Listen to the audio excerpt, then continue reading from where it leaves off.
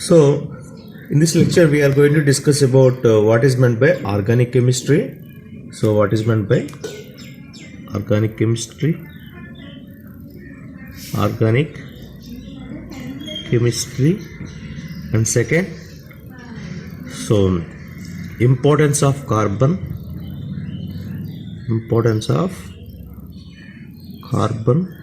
And third is classification of organic compounds. In this lecture, we are going to discuss about these three topics. Coming to the first topic, organic chemistry.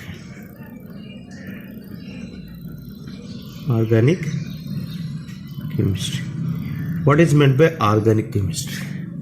So it's a versatile branch of chemistry which deals with the compounds of carbon. So a branch of chemistry which deals with the chemistry of compounds of carbon is called as organic chemistry. It's a versatile branch of chemistry which majorly deals with the compounds of carbon. So when you see the periodic table,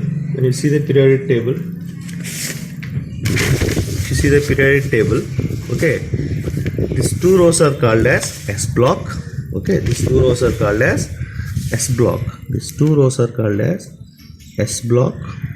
Okay, from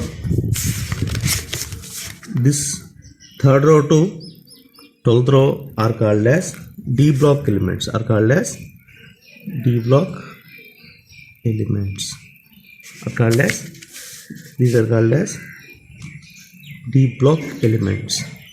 Okay, these are called as S block element. These two groups are called as S block elements, and this remaining, this starting from 3b to 12, otherwise this 3b group to 12 2b group, these are called as D block elements. From this 1311A group to this remaining groups are called as P block elements. These are called as P block. Already you studied in intermediate chemistry in periodic table what are the possible blocks, and this bottom elements of the periodic table are called as F block. So for easy understanding, I will draw a small periodic table. Okay.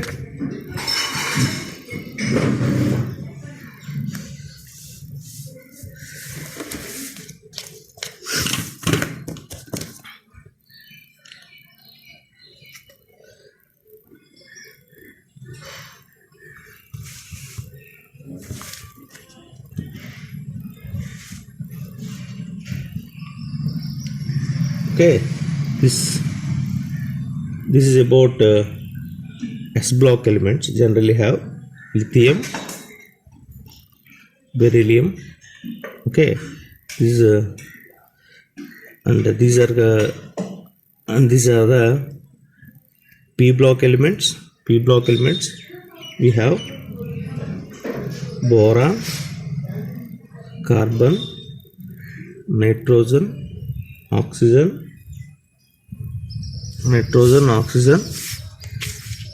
fluorine, and one more group, neon. Okay, we have helium here. Okay, we have hydrogen here. Okay, this is and these are called as all these from boron group. This boron group elements, carbon group elements, nitrogen group elements, oxygen group elements, fluorine group elements, and helium group elements. All these are collectively called as P block elements, and the lithium group elements and beryllium group elements are collectively called as S block. And the remaining these elements in this are called as D block elements. And we have one more bottom groups. Two groups are there. There are two rows are there. These are called as F block elements. So when you see the electronic configuration of the lithium, the first row element. So what is the outermost? This is generally these lithium group elements are represented with M plus, and bearing group elements is represented with M2 plus. Okay, don't think about. There is no need to discuss about D block elements here. Coming to this boron group elements are generally represented with M3 plus. M3 plus.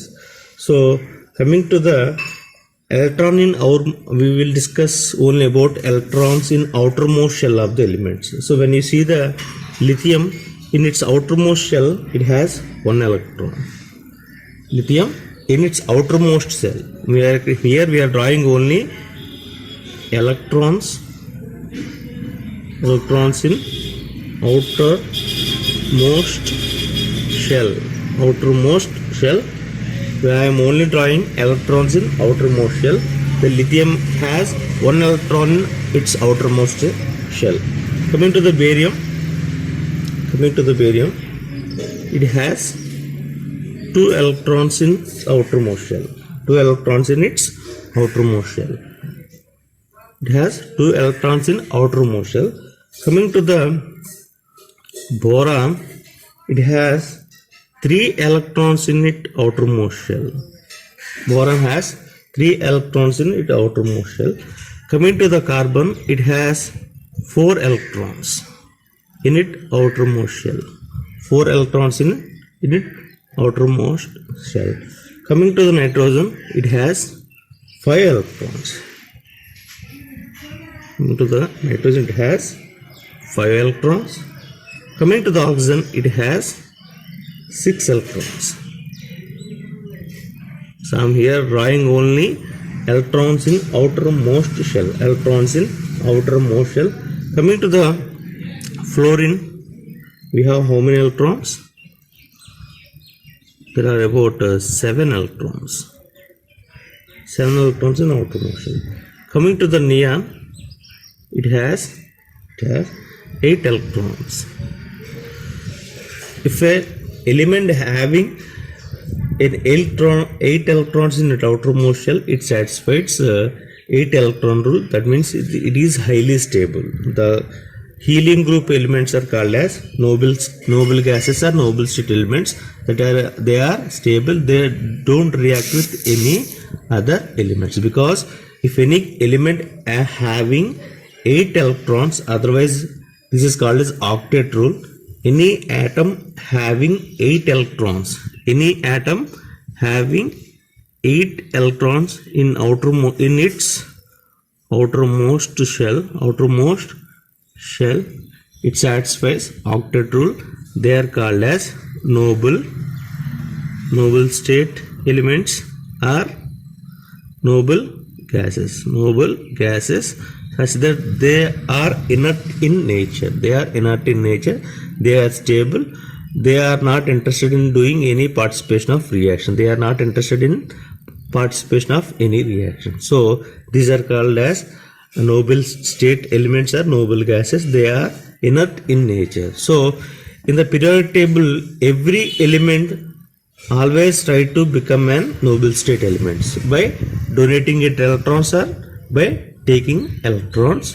Every element in periodic table tries to get this octet state or noble state. That's why these elements are interested to give their electrons or take the electrons from the other atoms. So for lithium, in order to get its noble state, otherwise get stability, it must lose one electron. So in order to get a noble state, in order to get a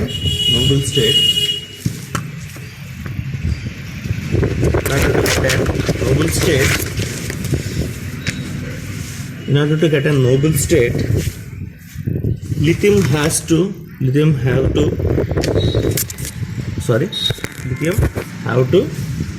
donate its one electron. It can donate one electron. So otherwise it have to gain 7 electrons. So to get a noble state, lithium has to donate 1 electron. Otherwise it has to accept, otherwise to get noble state it has to accept 7 electrons. For donating 1 electron is more easier than accepting 7 electrons. So the lithium group elements always want to donate its outermost shell 1 electron to get noble state. So getting an 7 electron is very difficult task. Donating 1 electron is very easy task. That's why this lithium group element generally exists in M+ state, such that they will donate the outermost shell 1 electron to other atoms, so to get its noble state. So coming to the barium, so it can donate 2 electrons. It can donate 2 electrons. Otherwise it has to accept 6 electrons to get an noble state. Otherwise octet satisfaction in its outermost shell. So donating 2 electrons is very easy over accepting 6 electrons. So beryllium group elements always exist in M2 state, M2+ state. Coming to the boron, so this boron can donate its 3 electrons. Otherwise it has to accept 5 electrons. Otherwise it has to accept 5 electrons. So we will see at last carbon. So when you see the nitrogen, what is it can do? It has to donate it 5 electrons. Otherwise it has to accept 3 electrons. So here donating of 5 electrons is very tough task. Donating of its outermost 5 electrons is very tough task. So this nitrogen always prefers accepting of 3 electrons. Always prefers accepting of 3 electrons. Coming to the oxygen, when you see it, in order to get noble state, the oxygen can donate its 6 electrons. Otherwise it can accept 2 electrons. So here also this oxygen donating of 6 electrons is a very tough task. So it's never happens. So it is preferred, the donating of 6 electrons is preferred over not preferred, and accepting of 2 electrons is very easy for oxygen. So always the oxygen accepts 2 electrons. Okay, coming to the fluorine, see it in the structure. So for fluorine it has to donate its 7 electrons or accept 1 electron. So for fluorine it is easy to get an 1 electron than donating 7 electrons. So fluorine always exists in this state. Okay, always takes 1 electrons to get noble state. So okay, this neon doesn't have any electrons in outermost shell. They are fully it follows octet. So coming to the nitro, so in order to for lithium, in order to get noble state,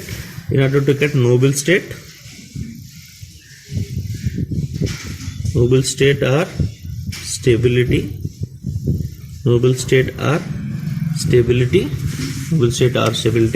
it has to lose 1 electron, otherwise it has to gain electrons. Losing of 1 electron is very easy for lithium. Coming to the barium, in order to get stability, it can donate its 2 electrons, or otherwise it have to accept 6 electrons. Donation is easy. Coming to the boron, it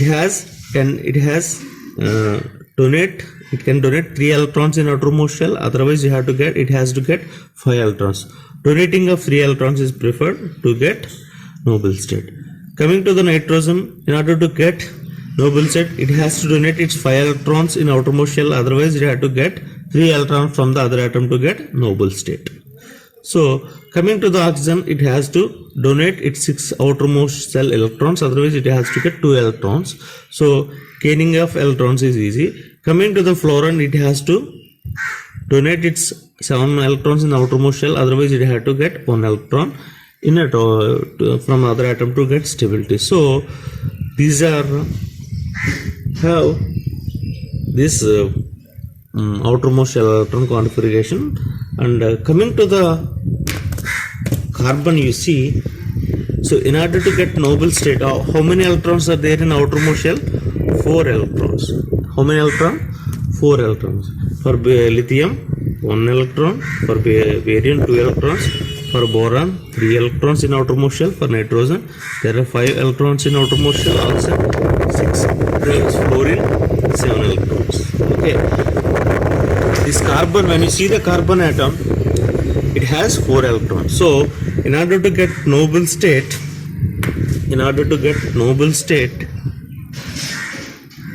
for carbon, so it can donate 4 electrons, otherwise it can accept 4 electrons. So carbon has, it shows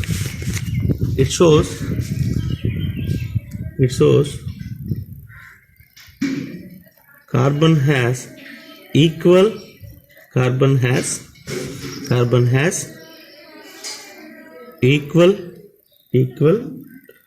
tendency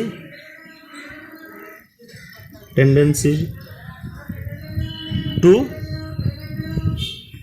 donate 4 electrons or to accept 4 electrons. So it indicates this carbon atom having a nature of sharing of its electrons.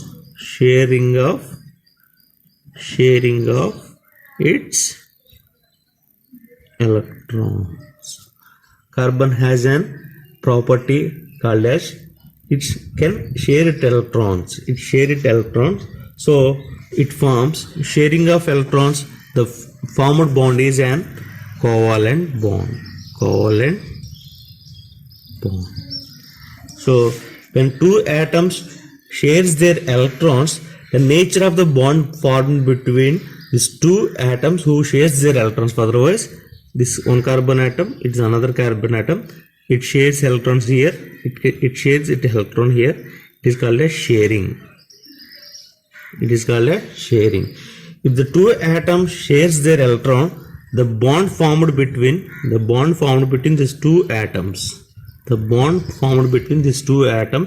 the bond is formed by sharing of electrons, that bond is called as covalent bond.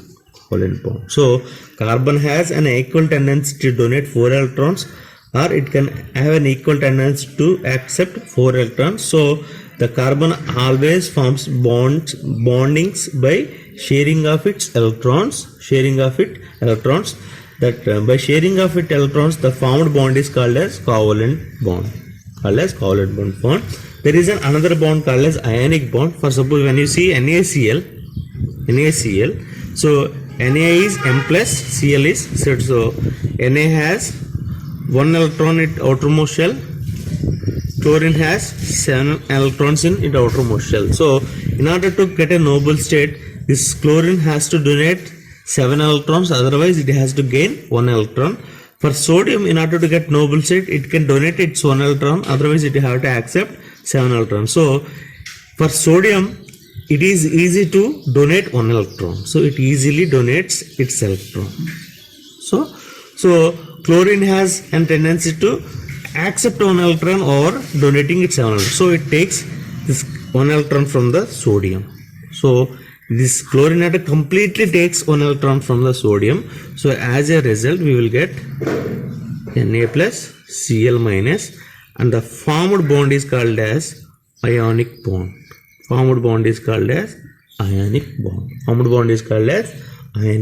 So those compounds which have covalent bond are generally of carbon atoms, and these ionic bonds are generally formed by non-carbon atoms.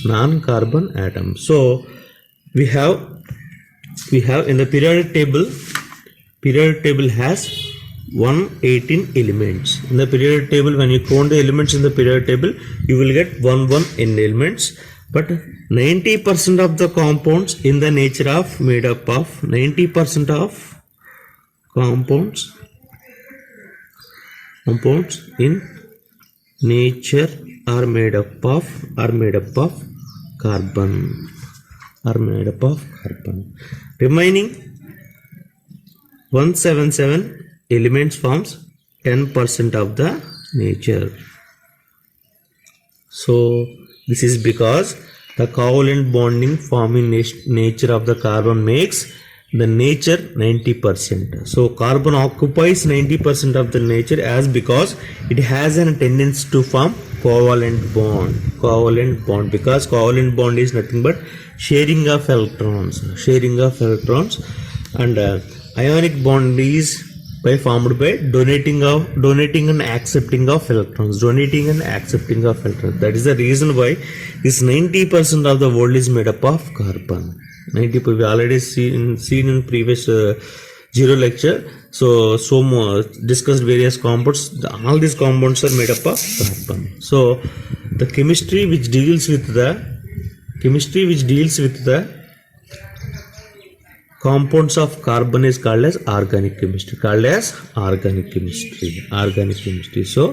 So organic chemistry is nothing but chemistry of carbon compounds. As carbon has equal tendency to donate 4 electrons, otherwise equal tendency to accept 4 electrons. So this carbon always shares its electrons. So it always forms covalent bond. So as due to its covalent bond forming nature, 90% of the compounds in the nature are made up of carbon. Only remaining 10% of the nature is made up of these remaining 117 elements in the periodic table. This is about the introduction to the organic chemistry. So the major reason for the carbon to form 4 electrons is it can have an equal tendency to donate 4 electrons or it can accept electrons. So it always shares its electrons. It never forms ionic bond. It forms ionic bonds. If the carbon forms ionic bonds, example, when you see examples like carbon dioxide, carbon monoxide, HCO, HCO3 high carbonate, sodium carbonate, bicarbonate, and there is a carbonate also in carbonate. The carbon oxygen bond is ionic. That's why carbon dioxide, carbon monoxide, carbon hydroxide are never called as organic compounds because the bonding nature is ionic. Carbon also forms inorganic compounds like this oxygen. With the oxygen, the bonding in between the carbon oxygen is ionic in carbon dioxide, carbon monoxide, hydroxide carbonate and carbonate. So these carbon compounds are not called as organic compounds.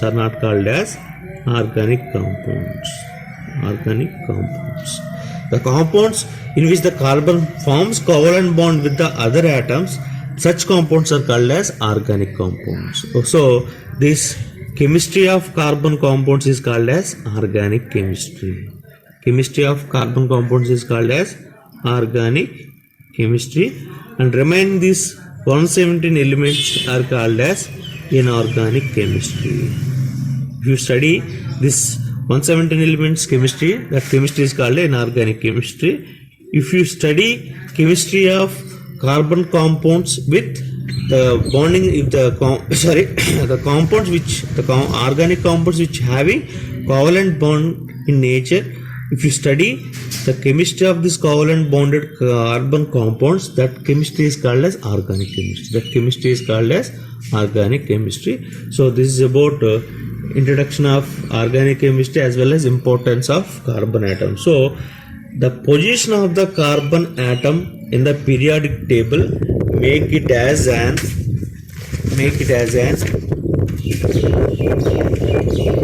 reason for the large formation of compounds. So position of the carbon atom in the periodic table is the reason for the formation of large compounds. So why this 90% of the nature is made up of carbon is due to position of the carbon atom in the periodic table. So the position of, when you see the position of the carbon atom in the periodic table is, so it can share its electrons. The position means, so when you see it, so it has an equal tendency to donate 4 electrons, it can equal tendency to accept 4 electrons. So coming to the lithium, it always shares electrons. Barium shares electrons.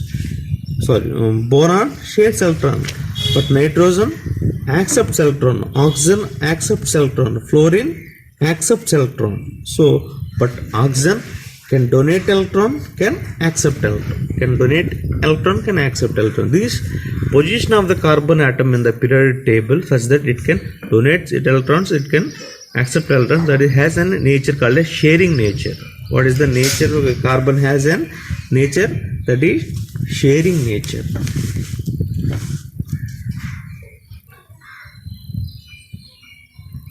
Sharing nature is the major reason for large compounds formed by carbon. Is the major reason for formation of large number of compounds with the carbon. So this is about introduction to the organic chemistry. So organic chemistry is nothing but chemistry of carbon compound. Chemistry of carbon compounds. Generally the bonding nature must be in the carbon compounds must be covalent in nature. Covalent in nature. So all organic compounds formed by carbon with other atoms, the bonding must be covalent in nature. If the ionic in nature, they are not called as organic. Examples are carbon dioxide, carbon monoxide, bicarbonate. Okay, so this is like, so the nature of bonding between these carbon compounds, the nature of bonding for carbon compounds must be covalent in nature. Must be covalent in nature. This is about introduction to the organic chemistry. So let me see classification of organic compounds. Depending on arrangement of carbon atoms, depending on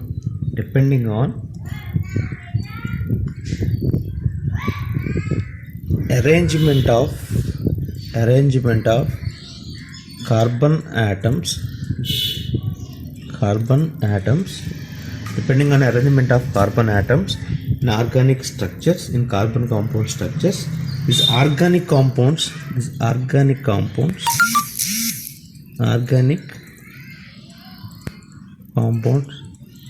majorly classified into 2 categories based upon arrangement of carbon atoms in carbon compound structures. These organic compounds are majorly classified into 2 categories.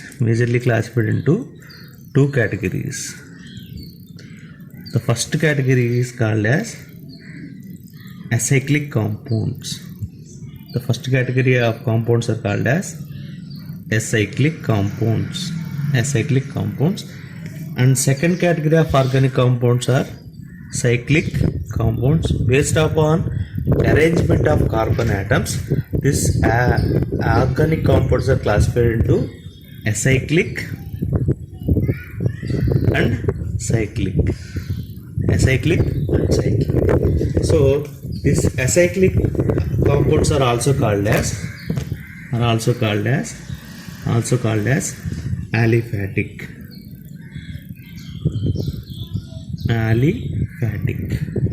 These are alicyclic or aliphatic compounds. So these acyclic compounds are also called as aliphatic compound. Okay, these are non-cyclic compound.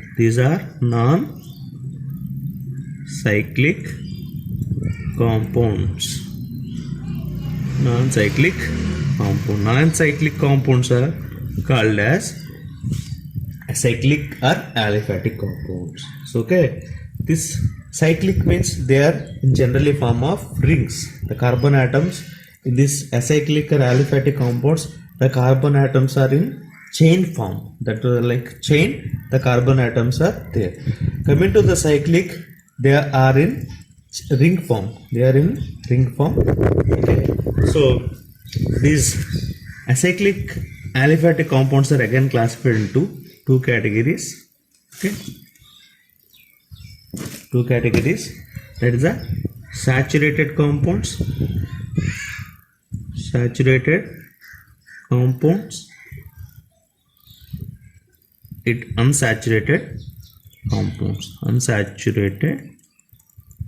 unsaturated compound based upon the bonding type of bonding, based upon type of carbon bonds, carbon bond. These aliphatic compounds are classified into two categories: saturated compounds and unsaturated compounds. Saturated compounds are nothing but the carbon bonds in these compounds are always single bonds. Otherwise, saturated compounds are called as carbon single bonded compounds. The entire compound is made up of carbon single bonds. So coming to the unsaturated compounds, this unsaturated compound, the bonding nature of carbon is maybe multiple bonds. The carbon bonds generally have multiple bonds, such that carbon double bond or carbon triple bond. This type of compounds are called as unsaturated compounds. So based upon the type of carbon bonds, these acyclic or non-cyclic compounds are classified into saturated compounds and unsaturated compounds. Coming to the cyclic compounds, these are classified into alicyclic.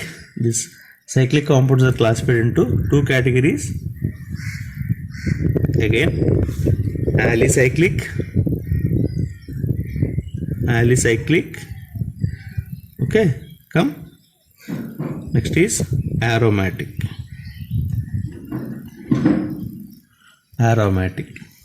Next is the aromatic. So these alicyclic compounds are aliphatic in nature. They are aliphatic in nature and they forms cycles. Okay, so this aliphatic compounds, if aliphatic becomes cyclic, that compounds are called as alicyclic. So if this aliphatic become cyclic compound, that compounds are called as alicyclic compounds. Okay, for example writing here, it's an 1 2 3 4. Okay, 4. There are 4 carbon. It's an butane. It's an aliphatic compound. This butane forms is, if it butane converted to an cyclic compound. This is a cyclic compound. This is called as cyclobutane. Cyclobutane is a cyclic compound. This is starting material. It is butane. It's an aliphatic compound. So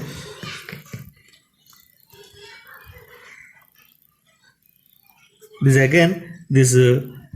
alicyclic compounds are classified into this alicyclic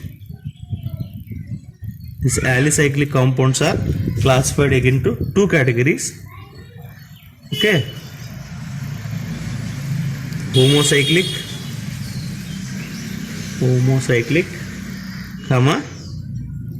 heterocyclic. Okay, homocyclic and heterocyclic. Okay, this aromatic compounds are very important compounds. They are majorly exist in the nature.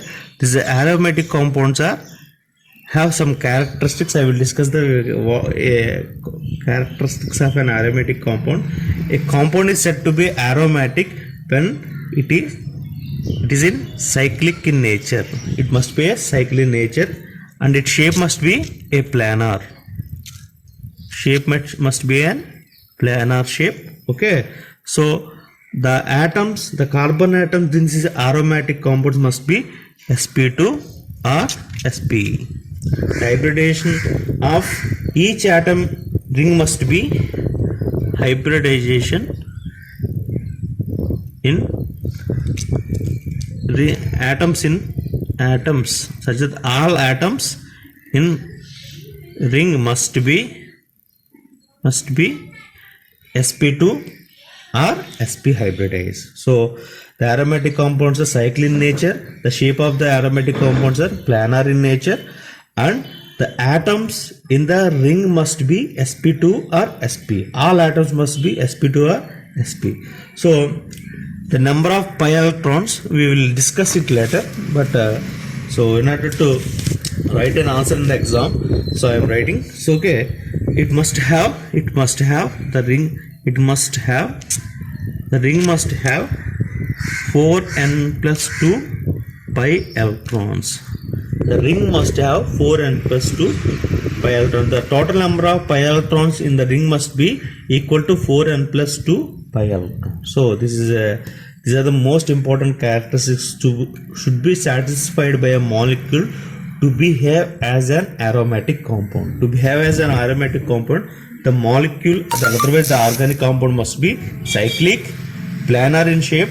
The atoms in the ring must be sp2 or sp. Okay, it must satisfy 4n plus 2 pi electrons. These aromatic compounds are classified into two categories. Okay, aromatic benzene compounds, aromatic benzene compounds, and heteroaromatic compounds. Okay, so at the end of this lecture, at the end of this chapter, I will give this classification of organic compounds with examples for each class. So for this starting it is enough. At the end of this unit I will give the second classification, with examples for each class. I will post it in our group. Okay, so for exam this is enough. So if you want examples, you can take it from the material and you can add to this flowchart now itself. Okay, so this is about the classification of organic compounds. So the next term in the organic chemistry you have to know is a functional group. You have to know what is meant by functional groups. So here the definition is there. A functional group is an atom or group of atoms which determine the chemical and physical properties of an organic compound is called as functional group. Again I am saying a functional group is an atom or group of atoms which determine the chemical and physical properties of an organic compound is called as a functional group. So is in simple, a functional group is an atom or group of atoms on which the entire properties of an organic compound will be depended. The properties, physical and chemical properties of an organic compound, if it depends upon an atom or group of atom in its structure, that atom or group of atom is called as an functional group. For suppose you see alcohol, CH3 CH2 OH, it's an alcohol. So how it is different from this molecule? CH3 CH2 hydrogen. So this alkyl group having an hydrogen is called as alkane. But in place of hydrogen, here we are having OH group. It is called as alcohol. So this entire properties of this molecule, the CH3 CH2, depends upon this OH group, and here it's depend upon this hydrogen. So it's totally one functional group. No need. Okay, otherwise I will write here another example. CH3 CH2 and H2, it's an amine. So when you see these three are entirely different with respect to structure. This property of this molecule or rather the property of this compound is majorly depends upon this nitrogen group NH2. So it's called as amine. It's called an amine. Coming to we will discuss on acidity. These amines are basic in nature. Basic in nature. Alcohols are generally slightly acidic. Okay. So this property of this compound is depends upon this group of atoms. This group of atoms are nitrogen and hydrogen. This group of atoms are called as group of atom. On this group of atoms deciding the properties of these compounds. That's why this is called as functional group. A functional group is an atom or group of atom which determines the chemical and physical properties of an organic compound. Coming to the importance of these functional groups, they are the units by which we divide organic compounds into classes. Based upon these functional groups, the organic compounds are divided into various classes. They are site of chemical reactions. So most of the chemical reactions occurs at this functional group only. So when you see this amine functional group participates in chemical reactions. OH participates in reactions. This very in presence of this functional group, they doesn't show any reactivity. In general, this remaining part of the molecule, this alkyl part, doesn't show any reactivity apart from this amine group. The amine group acts as site of reactions.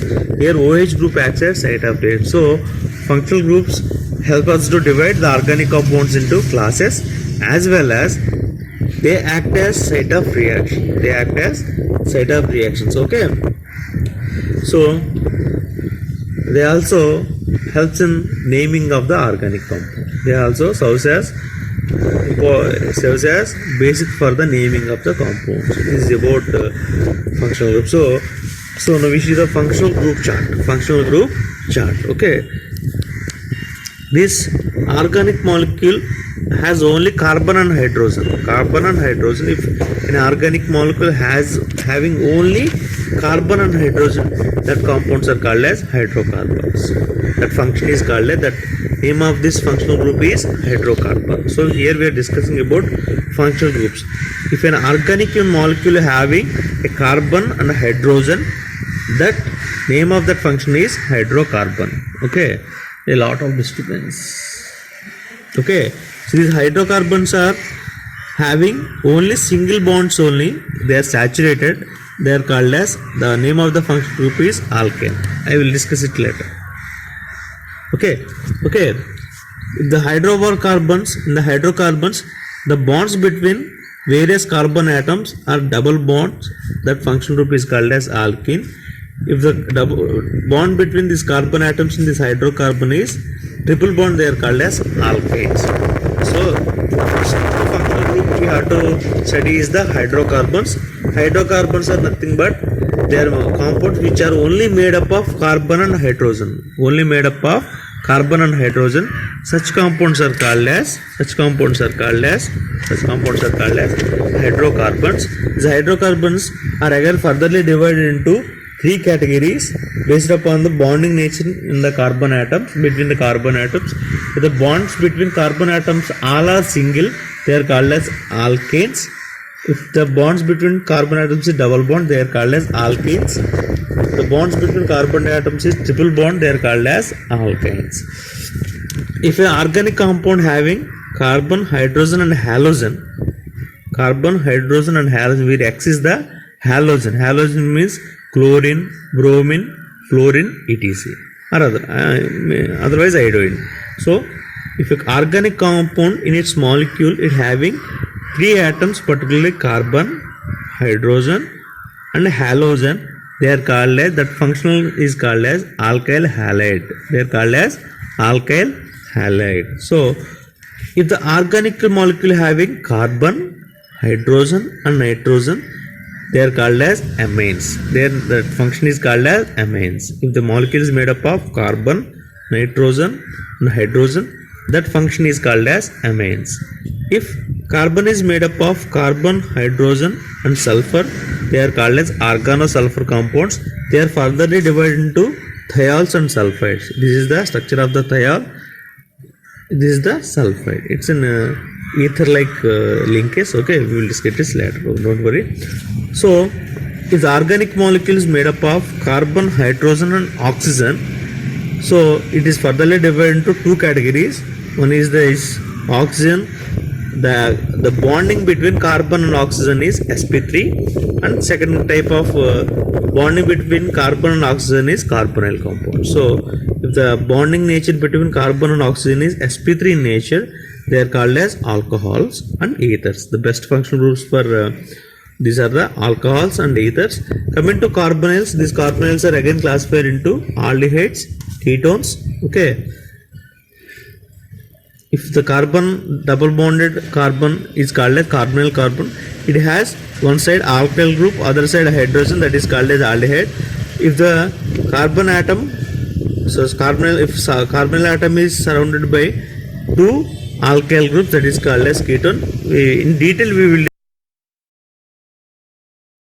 discuss with the respect to functional groups in the syllabus. Okay, so other derivatives of these carbonyl compounds are the carboxylic acids, esters, amides, acyl halides and hydrates. Okay, these carbonyl compounds are classified into three categories: aldehydes, ketones and carboxylic acids and carboxylic acid derivatives.